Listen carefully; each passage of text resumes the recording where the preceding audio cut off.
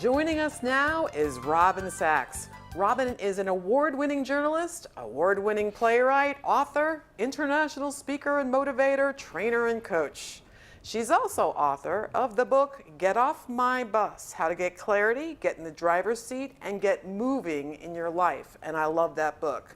Robin, welcome to Retirepreneur TV. Oh, thank you for the invite. Thrilled to be here, Donna. Well, and you know what? Having worked with you in the past and knowing you as well as I do, I want to propose that we start this interview off with a little fun game. You game? I love fun games. I'm always game. A little word association, okay? So I'll call out a word or phrase, and then you just tell me the first thing that comes to your mind. Okay? Ready? I'm ready. Bus. Ooh, you got that from somewhere, didn't you? All right, bus. So in my context, and we can expand on that later if you'd like to, bus has to do with your people and environment and surroundings that you are surrounded by and you choose to be surrounded by as you drive through your life. Interesting. Too busy. Okay, so my thinking is nobody's too busy. When something's a priority, you make it busy, or you make it happen. Also, there's a big difference between busy and productive, and I think too many people think being too busy means, hey, I'm all over the place, I'm running like crazy, I'm the proverbial chicken with its head cut off. No, if you're too busy, you might be doing some things that you could be doing a little more effectively. Which is the perfect segue to the next one, inner idiot. I told you I was going to look around your website here. Inner idiot to me conjures up the thinking that we get in our own way more than anybody else or anything else. We're convinced that it's other people, it's other situations, it's everything going on. Our inner idiot pops out at times and doesn't really allow us to get out of our own way sometimes. And I should establish that these words are all inspired by things that Robin has said or written, okay? You're making it easy for me. We're Thank also you. transparent.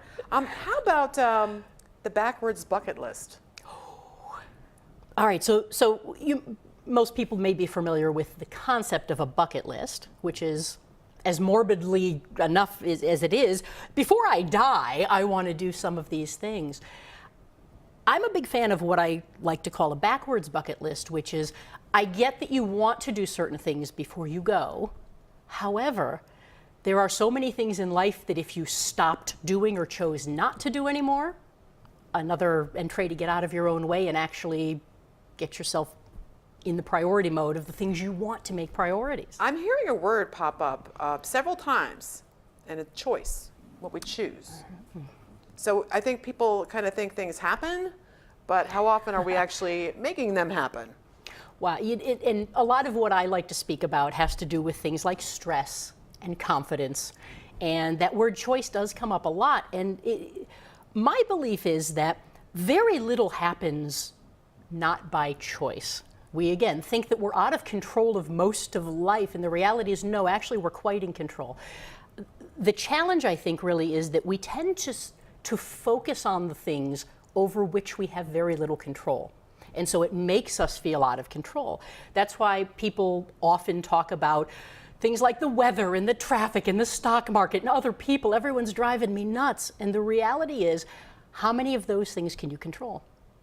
None.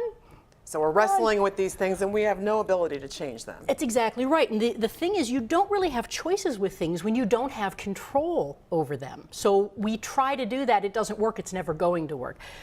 The other flip side of that, of course, is what do we have control over?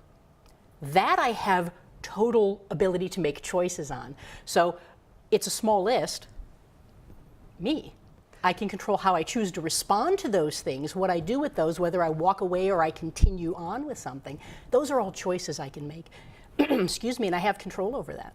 And that's so interesting because we kind of keep running so fast we don't realize some of these kind of default operations we have in our, we've done them for years.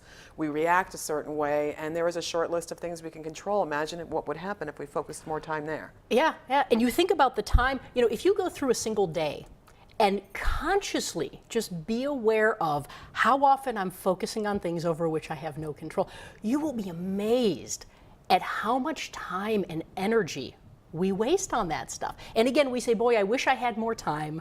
I wish I had more energy. I wish I had more everything. You know what? It's all sitting here. And it's not to say you have to stop all of this stuff, because you can't. That's not realistic. Right. That's not real life. You have to participate in life and everyone else's lives and environments and surroundings and situations. That's part of the game. It's part of the fun almost. But to be able to pinpoint a few things here, and I loved how you hit on really the idea of habits. We're in this default mode, this autopilot. Yeah. And if we can get out of autopilot or off of autopilot, we can find one or two or three things here and bring that time over here, and all of a sudden, now we've become productive, not busy. Right. It's being more intentional, it sounds like. It's a great with word. What we're doing. You know, your career journey, it's a fascinating one. You started in broadcast journalism, the local NBC affiliate, reporter, anchor, producer. You know, how did that prepare you for what you do now? What lessons did you learn from that you're now applying? You know, two things come to mind immediately. One of them is actually what transitioned me fairly easily as I look back. The journey going into it didn't make sense at the time, but looking back, it's a completely clear picture. One of the things about television news that very much was rubbing me the wrong way from a values standpoint was just the negative bent of everything. And no judgment, just awareness. There's a whole psychology to it. Mm-hmm. It is what it is. And on a newscast, as a broadcaster, I'm always going to tell you what's going wrong. I'm never going to identify what's going right, even though there's two sides to things. An example of that would be the weather forecaster is always going to tell you there's a 20% chance of rain.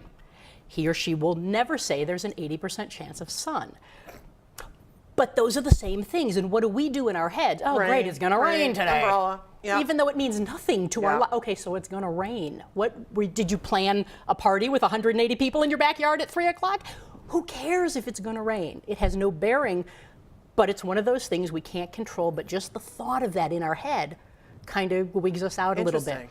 And so throw that forward a few years, what I started to really become disgruntled with a little bit was the idea that every single thing that you're told on a newscast, if you listen to a newscast, local, national, international, doesn't matter. Don't listen to what they tell you. Flip it and listen to what they just didn't tell you. And what happens is you start to get in the habit of seeing both sides of everything. Interesting. Which is something that we're not accustomed to. Again, no judgment, just awareness. Our society is all about what's going wrong, let's find it out and fix it. Well, it's not about focusing on what's going right and going with that. So that same dynamic and the stirring up angst and anxiety with the news, it's also happening on social channels. I mean, that's mirroring that same dynamic. Absolutely. And you know, to that point, I think that part of it is we've gotten so in a mindset in our culture in particular, in our society, that we're so accustomed to that default is let's see what's going wrong. And that tends to take us to a very stressful place, a very anxious place. For some people, it goes beyond that and gets to a very depressive place. It really can create some major issues. When we start applying that mindset, because it's so ingrained in us after a while, it's just our default, we start applying that mindset to a lot of things in our lives to which it doesn't apply. You know, and part of that is our self-esteem.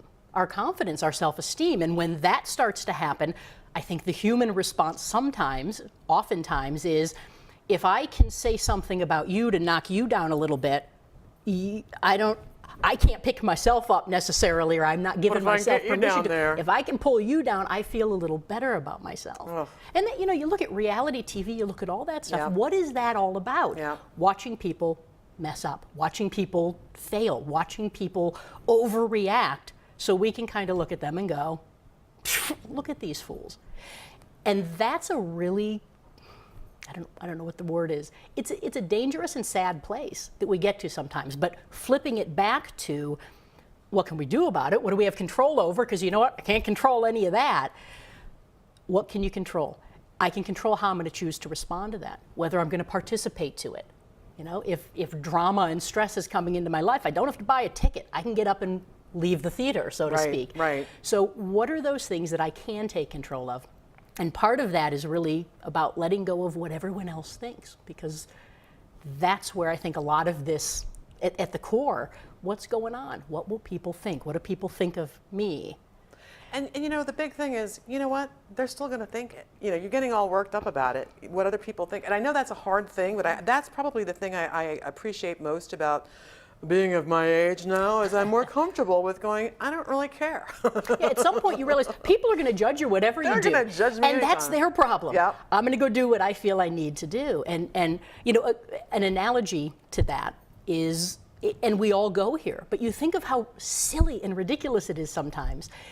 If you had 100 people in a room and you took a picture of them and you printed it out and passed it around, every of those 100 people would do the same thing. They'd take the picture, and out of 100 people, what would they look at? Themselves. Themselves, because Yep. it's all about me. Nothing else matters. There Yeah. aren't 99 other people in the room. And what's my first thought? What an awful picture. What am I wearing? What's with my hair? What is all the... And the thing is that's where we go, because we're our own worst critics, and we're concerned, what will everyone think? The reality is, if you pass that around and asked everyone else to look at you, they'd be like, oh. what a nice picture. Nobody's thinking about you. Nobody's really looking at you and thinking anything, because they're so busy in their heads thinking, what is everyone thinking about me? Amazing. You know, along this same broadcast journalism vibe, I first met you, oh gosh, I want to say 7 or 8 years ago, and you gave a talk in Cleveland, and I was mesmerized. And I have to think that broadcast journalism background, you're so articulate and entertaining and fun and really good solid advice. But I have to think there are people out there that are thinking about this freelance gig, and maybe public speaking might help them expand their network. So if there are viewers out there thinking about getting into public speaking, which does create some anxiety, do you have some tips or thoughts on what they might do to kind of break in? Sure. You know, a handful. Boy, how much time do we have here? No, you know, a couple of thoughts on this that might be really helpful. You still see on lists of what are your biggest fears, you know, public speaking, number one. Number two, death. Yeah. Number three, Number two. something else horrific. So public speaking's number one. You see that kind of stuff. It's always in a top 5. And it's funny, because here's one thing to kind of shift mindset, because everything is mindset. How you choose to look at it is going to determine what you get and how you feel and how you think. And it's all speaking is communicating. And we often think, oh, it's a presentation, and we mentally get in presentation mode, and that's a frightening place for most people to be. Yep. But if you shift that thinking from nothing's a presentation, everything is a conversation. That takes it down. That takes some pressure off. And again, the beauty of that is we have conversations all day, every day. It's a very normal, comfortable place to be. And when people shift that thinking of, I have to get up in front of the room and give the book report in 4th grade, because that's where people go back to. You're at a place in your life, a time when what is everyone thinking of me is top of your list. Those are, for most people, their first experiences with public speaking. Sure. Are horrific, uncomfortable things. And that feel is brought forward in those moments. So here's the thing.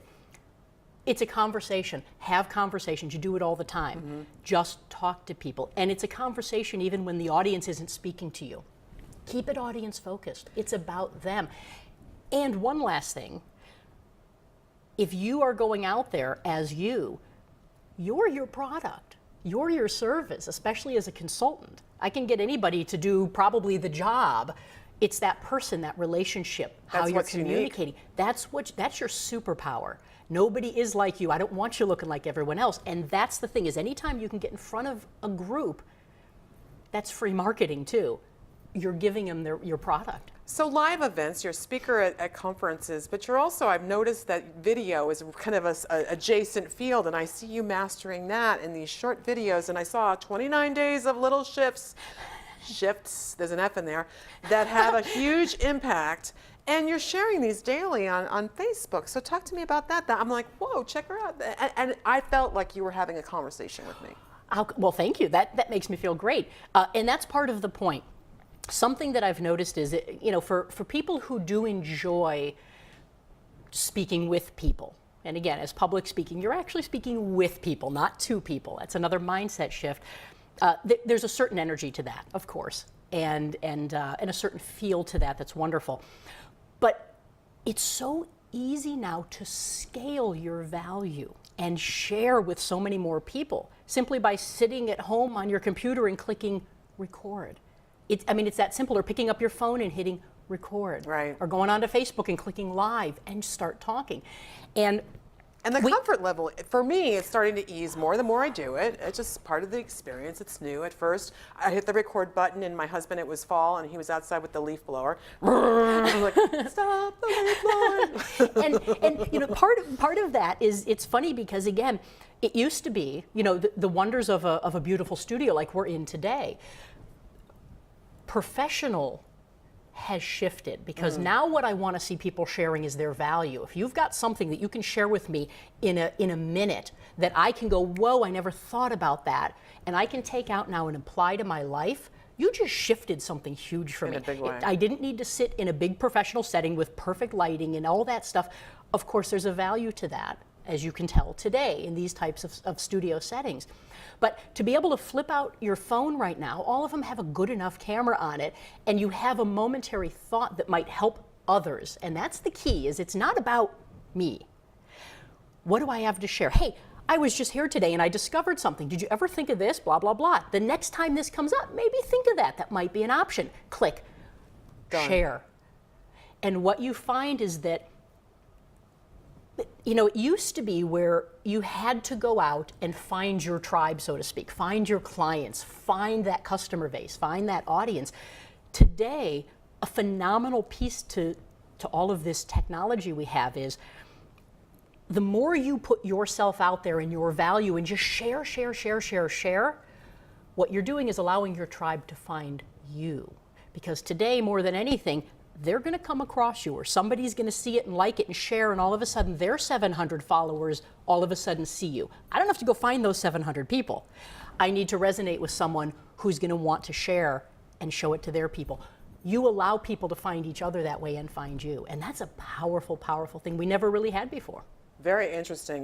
We are almost out of time. Every time I sit down with you, the time just flies by. But you have a new venture, Grounded in Clarity. Not brand new, but you've engaged you and Angie Pullman, who visited with us previously on cool. Retirepreneur TV. You guys are doing this kind of cut to the chase, high energy workshops. Can you tell us a little bit about that, and then keeping in mind this audience, how they might benefit from that? Certainly. One of the things I think people are really looking for these days is what I would refer to as micro content, or portable courses, portable stuff. It used to be, let's go take a class and let's sit, for 4 months in a classroom and learn things. And the reality is, no. Experiential, number one, is how you're going to learn. Number two, I want to find the people who have done what I want to do and learn from them. Yep. Because if you're not doing what I want to do, or if you're not in the process of it, or if you've not already done it, your opinion actually means very little. And so that could be one of those things. Let me push you to the side and go to this person. What did you do? What did you learn? Right. That's what I want to know. The cool thing with something like Grounded in Clarity is you don't have to do it all on your own anymore. Again, old thinking is I'm competing with everyone else doing what I do. Today, the new thinking that is so empowering and just kicks it up a level for you. No. Find the people who are doing kind of what you're doing, and find those collaborations that make sense. Because pulling those people together, it's not about competing, it's about creating.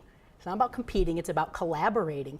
And being able to find somebody, collaborate with them, and put together these micro pieces of information that somebody can look at, get what they need, get out and go use it. And when they're ready, come back. And as I looked at these videos and the training modules that you and Angie have put together, it's very interesting. You have complementary strengths, and then you have some specialty superpowers. The videos are so engaging. You talked about experiences and stories. You share some really teachable stories in a very quick and compelling way. So is it groundedinclarity.com? Sure, groundedinclarity.com. Thank you for that plug. Some cool stuff. Go check it out if you're interested. Time has flown by. Groundedinclarity.com. robinjsachs.com. Thank you. Awesome speaker. I'm telling you, every time I watch her speak at a conference, I'm just like, oh my gosh, we need more Robins out there. But thanks for coming today. Thank you again for the invite. Always Excellent. a pleasure.